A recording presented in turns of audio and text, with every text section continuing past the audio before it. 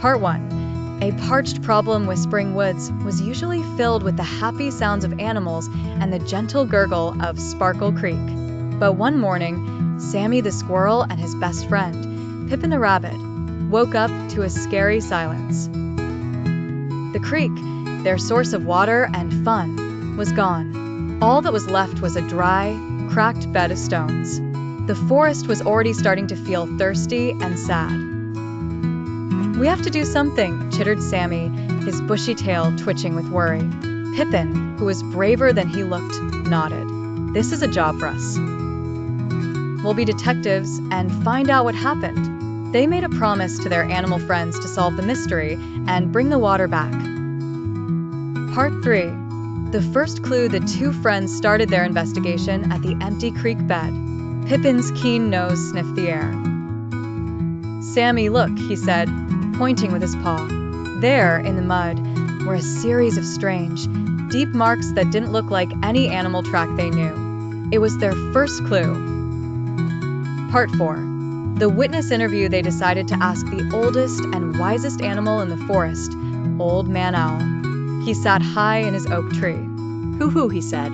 "Last night, I saw a large, round shadow moving near the creek source. And I heard a loud, rumbling sound. But my old eyes couldn't see clearly."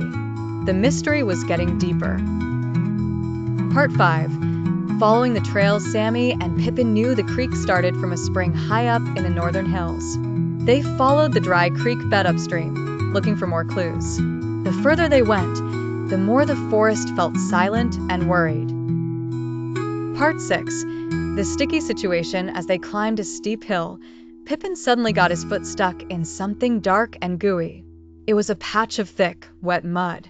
But how could there be mud here if the water was gone? This was a very important clue. The ground was still wet near the top.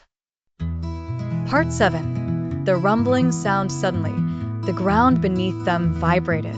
They heard a low, rumbling sound, just like Old Man Owl had described. It was coming from just over the next hill. They crept forward quietly, their hearts pounding with a mix of fear and excitement. Part 8. The astonishing discovery. Peeking through the bushes, they couldn't believe their eyes. The spring wasn't dry. Instead, a massive pile of branches, logs, and mud was blocking its flow.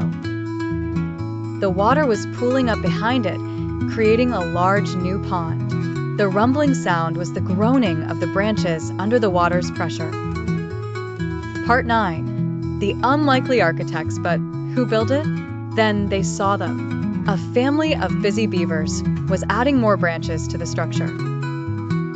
They were building a giant dam. They weren't being mean. They were just building a new home for themselves, not knowing they were stopping the water from flowing to the rest of the forest.